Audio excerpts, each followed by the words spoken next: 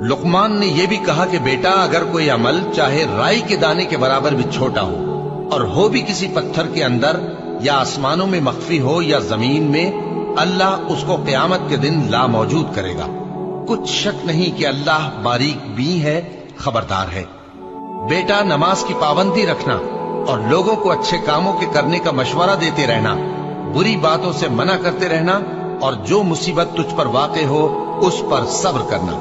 बेशक ये बड़ी हिम्मत के काम है। और तकब्बुर करते हुए लोगों के सामने गाल न फुलाना और जमीन में अकड़ कर न चलना, इसलिए कि अल्लाह किसी इतराने वाले शेखी खोरे को पसंद नहीं करता।